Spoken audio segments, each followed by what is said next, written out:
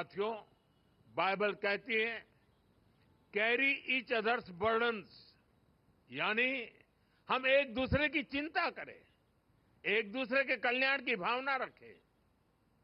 इसी सोच के साथ हमारे संस्थान और संगठन समाज सेवा में एक बहुत बड़ी भूमिका निभाते हैं। शिक्षा के क्षेत्र में नए स्कूलों की स्थापना हो, हर वर्ग हर समाज को शिक्षा के जरिए आगे बढ़ाने के प्रयास हो, स्वास्थ्य के क्षेत्र में सामान्य मानवीय की सेवा के संकल्प हो, हम सब इन्हीं अपनी जिम्मेदारी मानते हैं। साथियों, जीसस क्राइस्ट ने दुनिया को करुणा और निस्वार्थ सेवा का रास्ता दिखाया है। हम क्रिसमस को सेलिब्रेट करते हैं और जीसस को याद करते हैं ताकि हम इन मूल्यों को अपने जीवन में उतार सकें, अपने कर्तव्यों को हमेशा प्राथमिकता दें। मैं मानता हूं ये हमारी व्यक्तिगत जिम्मेदारी भी है, सामाजिक दायित्व भी है और एज अ नेशन भी हमारी ड्यूटी है।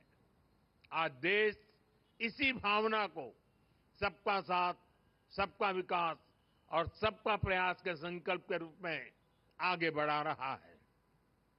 ऐसे कितने ही विषय थे जिनके बारे में पहले कभी नहीं सोचा गया, लेकिन वो मानवीय दृष्टिकोण से सबसे ज्यादा जरूरी था। हमने उन्हें हमारी प्राथमिकता बनाया। हमने सरकार को नियम और औपचारिकताओं से बाहर निकाला। हमने संवेदनशीलता को एक पैरामीटर के रूप में सेट किया।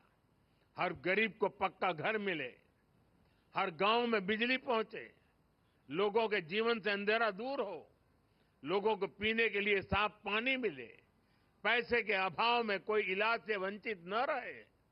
हमने एक ऐसी संवेदनशील व्यवस्था बनाई जो इस तरह की सर्विस की, इस तरह की गवर्नेंस की गारंटी दे सके।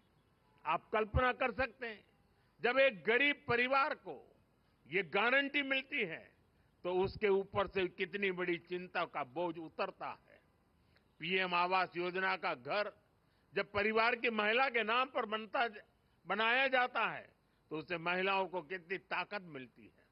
हमने तो महिलाओं के सशक्तिकरण के लिए नारी शक्ति वंदन अधिनियम लाकर संसद में भी उनकी ज्यादा भागीदारी सुनिश्चित की है। इसी तरह आपने देखा होगा, पहले हमारे यहां दिव्यांग समाज को कैसी कठिनाइयों का सामना करना पड़ता था।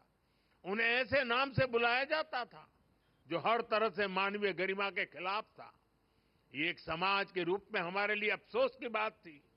हमारी सरकार ने उस गलती को सुधारा। हमने उन्हें दिव्यांग ये पहचान देकर के सम्मान का भाव प्रकट किया। आज देश पब्लिक इंफ्रास्ट्रक्चर से लेकर रोजगार तक हर क्षेत्र में दिव्यांगों को प्राथमिकता दे रहा है। साथियों, सरकार में संवेदनशीलता देश के आर्थिक विकास के लिए भी उतनी ही जरूरी होती है। जैसे कि हमारे देश में करीब 3 करोड़ फिशरमैन हैं और फिश फार्मर्स हैं, लेकिन इन करोड़ों लोगों के बारे में पहले कभी उस तरह से नहीं सोचा गया। हमने फिशरीज के लिए अलग मिनिस्ट्री बनाई, मछली पालकों को किसान क्रेडिट कार्ड जैसी सुविधाएं देना शुरू किया। हमने मत्स्य संपदा योजना शुरू की। समंदर में मछली पालकों की सुरक्षा के लिए कई आधुनिक प्रयास किए गए। इन प्रयासों से करोड़ों लोगों का जीवन भी बदला और देश की अर्थव्यवस्था को भी बल मिला। विश्व प्लस जनहितक्किದು ಜ್ಞಾನದ ಜಾಲ।